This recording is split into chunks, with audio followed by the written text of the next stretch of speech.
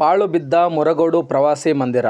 58 ವರ್ಷದ ಇತಿಹಾಸ ಹೊಂದಿರುವ ಕಟ್ಟಡ ಈಗ ಅನೈತಿಕ ಚಟುವಟಿಕೆಯ ತಾಣವಾಗಿದೆ.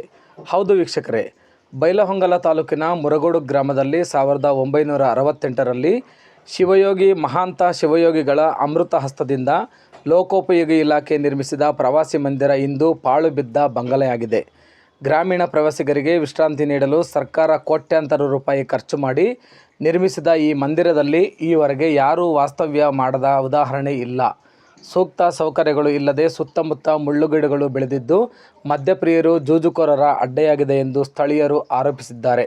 ಗ್ರಾಮಸ್ಥರು ಇದನ್ನು ಭೂತಬಂಗಲೆ ಅಂತಲೇ ಕರೆಯುತ್ತಿದ್ದಾರೆ. ಸ್ವಚ್ಛಗೊಳಿಸಿ ಹೊಸ ಪ್ರವಾಸಿ ಮಂದಿರ ನಿರ್ಮಿಸಬೇಕೆಂಬುದು ಗ್ರಾಮಸ್ಥರು ಹಾಗೂ ಕನ್ನಡ ಪರ ಸಂಘಟನೆಗಳು ಬೇಡಿಕೆ ಇಟ್ಟಿದ್ದಾರೆ.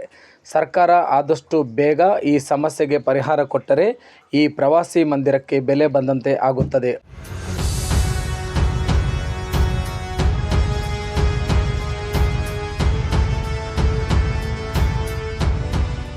ವರದಿ ಮಲ್ಲೇಶ್ ಕುಂಬಾರ್, ಸ್ವಾರಸ್ಯ ನ್ಯೂಸ್, ಬೆಳಗಾವಿ.